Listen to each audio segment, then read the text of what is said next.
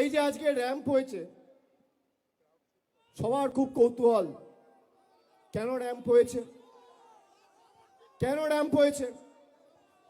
সংবাদ মাধ্যমের খুব কৌতূহল, যারা এসছেন আপনাদের কৌতূহল, সোশ্যাল মিডিয়ায় অনেকের কৌতূহল। কৌতূহল আছে তো যে হঠাৎ করে এত বড় র্যাম্প কেন, কে হাঁটবে, কে হাঁটবে? কৌতূহল ছিল, কৌতূহল আছে। এই র্যাম্পে আজকে আমি 3জন ভূতকে হাঁটাবো, 3টে ভূত আপনারা দেখবেন। 3জনকে নিয়ে আসুন। আমি কেন র্যাম্প করিয়েছি আপনাদের দেখানোর জন্য। আসুন দিদি, আসুন। এখানে 2জন ভদ্রলোক আছে, একজন ভদ্রমহিলা আছে, সবাই দেখতে পাচ্ছেন? দাদা এদিকে একটু দেখান, দেখতে পাচ্ছেন? দেখতে পাচ্ছেন সবাই? আপনার নাম কি বলুন? মনিরুল ইসলাম মোল্লা। আপনার নাম কি দাদা? হরে কৃষ্ণ গিরি। আপনার নাম কি বৌদি? মিসেস মায়া দাস। আপনারা দেখতে পাচ্ছেন? এদিকে যারা আছে, এদিকে যারা আছে, এদিকে যারা আছে, সংবাদ মাধ্যমের বন্ধুরা সবাই দেখতে পাচ্ছেন? এখানে আমি একা আছি, আমার পাশে 2জন ভদ্রলোক, একজন ভদ্রমহিলা আছে। এই 3জনকে দেখে কি মনে হচ্ছে আপনার? আসুন আমার সাথে আসুন। এই 3জনকে দেখে কি মনে হচ্ছে আপনাদের? কি মনে হচ্ছে? কি মনে হচ্ছে? ঠিক মনে হচ্ছে? এই 2জন ভদ্রলোক দিয়ে দেখছেন, 2জনের বাড়ি হচ্ছে মেটিয়াবুরুজ বিধানসভা, আর বৌদির বাড়ি হচ্ছে কাকদ্বীপ বিধানসভা। দেখতে পাচ্ছেন? কি আমি একা দেখছেন না 4জন দেখছেন? কজন দেখছেন? কজন? এবার শুনুন, ইলেকশন কমিশন এদের দেখতে পাচ্ছেন না, এদের মৃত ঘোষণা করে দিয়েছে। এই জন্য আমি র্যাম্প মানিয়েছি। আর এরকম 3টে-4টে কেস না, খালি দক্ষিণ 24 পরগনা জেলায় 24 জন রয়েছে যারা জীবন্ত বহাল তবিয়তে রয়েছে, কিন্তু এদের দেখিয়ে দিয়েছে মারা গেছে। কোনোদিন মৃত ব্যক্তিদের র্যাম্পে হাঁটতে দেখেছেন? দেখেছেন? দেখেছেন?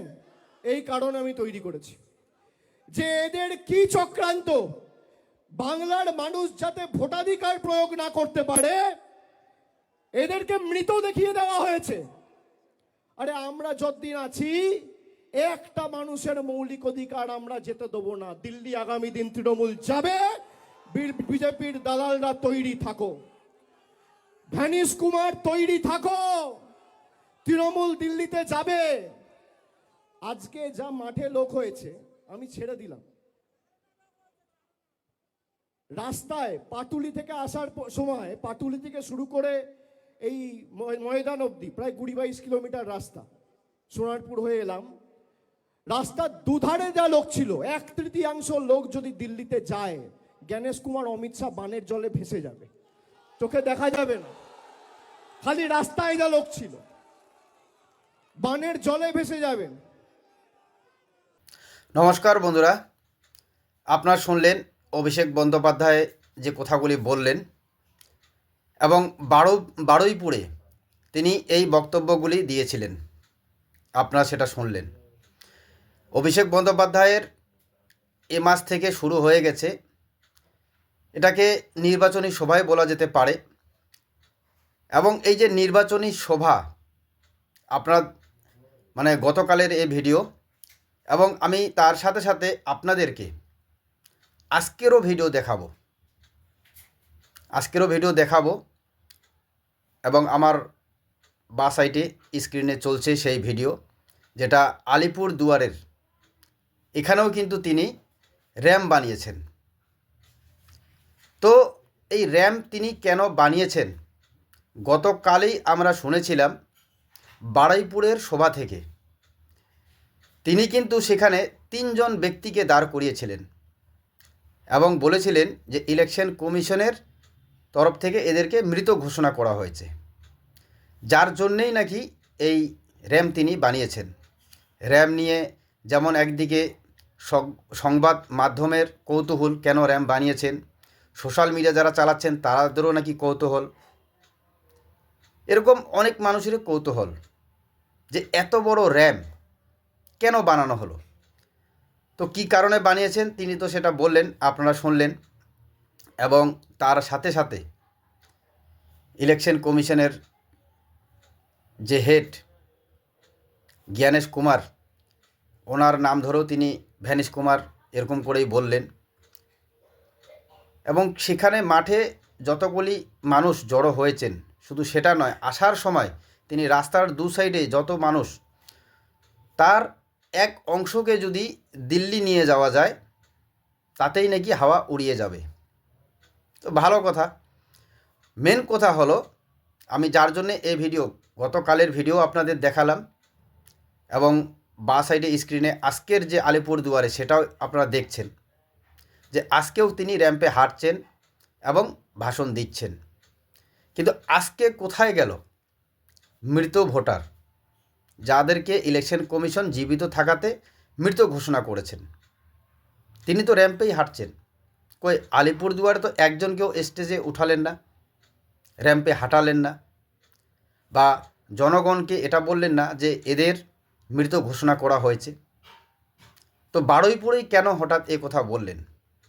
কারণ এই র্যাম জনসাধারণের মানে কি বলা যাবে, যে এত সরকার টাকা খরচা করে করে যে এত র্যাম বানানো হচ্ছে, মানুষের মধ্যে যাতে এটা প্রশ্ন না থাকে যে এত টাকা খরচা করে অভিষেক বন্দ্যোপাধ্যায় তিনি তার সভা করছেন, তো এত টাকা খরচা করে আপনারা দেখুন না, এই যে মাঠে র্যাম বানিয়েছে, মাঠটা যত বড় এরিয়া, তার তো আমি বলবো যে 1/3 সেটা তো অভিষেক বন্দ্যোপাধ্যায় যে হাঁটবেন যে র্যাম্প, সেই র্যাম্পেই দখল করে নিয়েছে, আর বাদ বাকি মানুষজন। তো কাজেই অল্প মানুষেই সেটা ভিড় দেখা যাবে, একদিকে যেমন এটা, আরেক দিকে সেই র্যাম। এবং এই র্যাম নিয়ে মানুষের যে প্রশ্ন, সেই প্রশ্নের উত্তর তিনি দিয়ে দিলেন কেন র্যাম বানিয়েছেন। যে ইলেকশন কমিশন যে ভোটারদেরকে মৃত ঘোষণা করেছেন জীবিত থাকাতে, তাদেরকে হাঁটিয়ে তিনি এটা প্রমাণ করলেন যে এই কারণে আমি র্যাম বানিয়েছি। তাহলে আলিপুরদুয়ারের র্যাম্পে কেন হাঁটালেন না? সেখানে মৃত ভোটার ঘোষণা করেনি কি, বা জীবিতকে মৃত ঘোষণা করেনি? যদি এর উদ্দেশ্যে হতো তাহলে তো সেখানে র্যাম্পের দরকার ছিল না, যেহেতু সেখানে কোনো জীবিত মানুষকে মৃত ঘোষণা করেনি। বা আদৌ আগামীতে যে মিটিংগুলো হবে, সভাগুলি হবে, সেগুলি কি র্যাম ছাড়াই হবে, নাকি যেখানে যেখানে জীবিত ব্যক্তিকে মৃত ঘোষণা করেছেন সেখানেই শুধু র্যাম হবে আর বাকি সভাগুলিতে র্যাম হবে না? কিন্তু আদৌ কি দেখব আমরা? এটা তো বলা যেতেই পারে যে অভিষেক বন্দ্যোপাধ্যায়ের সভায় র্যাম হবেই, কারণ এটা আগের থেকে প্ল্যানিং, র্যাম করতেই হবে, তিনি র্যাম্পে হাঁটবেন, বক্তব্য দেবেন। কিন্তু গতকালের সভাতে আপনারা অভিষেক বন্দ্যোপাধ্যায়ের যে একটা কথা বলেছেন, যে তিনি মানুষের মৌলিক অধিকার, মানুষের অধিকার, ভোট অধিকার কেড়ে নিতে দেবেন না এসআইআরের মাধ্যমে। তো আমি বলি, জনসাধারণের কি শুধু একটাই মৌলিক অধিকার, যেটা ভোট অধিকার? এটা হচ্ছে আমার প্রশ্ন, এবং এটাও জনগণের কাছে।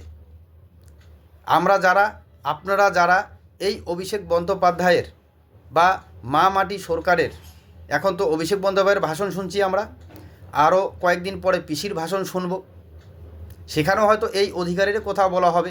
আপনাদের জনগণের মৌলিক অধিকার, কি অধিকার? ভোট অধিকার, কারণ 26এই ভোট।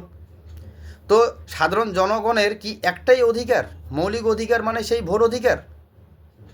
কিন্তু আমি যতদূর বুঝি, বা সংবিধানে যে অধিকারের কথা বলা আছে, মৌলিক অধিকার মানেই আপনাদের শিক্ষার অধিকার, আপনাদের স্বাস্থ্যের অধিকার, কর্মসংস্থানের অধিকার। তো এই অধিকারগুলি গতকালেরও পুরো রেকর্ডিং, আমি অভিষেক বন্দ্যোপাধ্যায় যে ভাষণ দিয়েছিলেন সেই পুরো ভাষণ শুনেছি। সেখানে মানুষের মৌলিক অধিকারে যে স্বাস্থ্য, শিক্ষা, কর্মসংস্থান, এ নিয়ে কোনো বক্তব্য নেই। আজকেও আমি দেখলাম যে আলিপুরদুয়ারের যে প্রায় 1 ঘন্টারও বেশি ভাষণ তিনি দিলেন, সেখানে মানুষের যে মৌলিক অধিকার, স্বাস্থ্য, শিক্ষা, কর্মসংস্থান, আজকেরও কিন্তু পুরো ভাষণে সেটার কোনো উল্লেখ নেই। শুধু মৌলিক অধিকার মানে আপনাদেরকে এটাই বোঝানো হচ্ছে যে ভোটের অধিকারই আপনাদের মৌলিক অধিকার, আর বাদবাকি যেটা অধিকার সেটা তো উন্নয়নের পাঁচালী টোটোতে করে ঘুরছে আপনাদের চারপাশে, গ্রামে গঞ্জে শহরে, প্রতিটি বুথে বুথে। তো কি বলবেন? আপনারাও এই প্রতিবেদন দেখলেন, আপনারাও আপনাদের ব্যক্তিগত মত অবশ্যই কমেন্টে জানাবেন।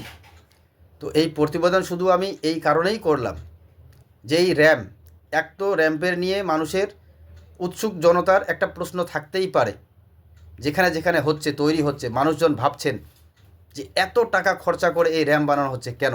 তো তার উত্তর তিনি অদ্ভুতভাবে দিয়ে দিলেন, এবং তার নজির আমরা দেখে নিলাম এই আলিপুরদুয়ারে।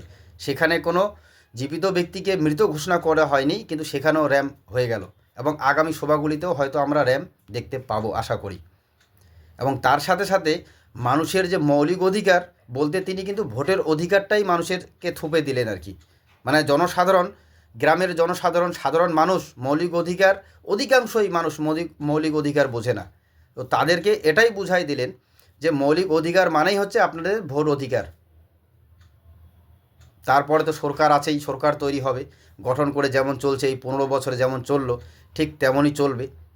2021 OPC যত প্রতিশ্রুতি মানে ভাওতা, সেগুলি আমি আগের প্রতিবেদনে আপনাদেরকে দেখেছিলাম, সেগুলির একটাও পূরণ হয়নি।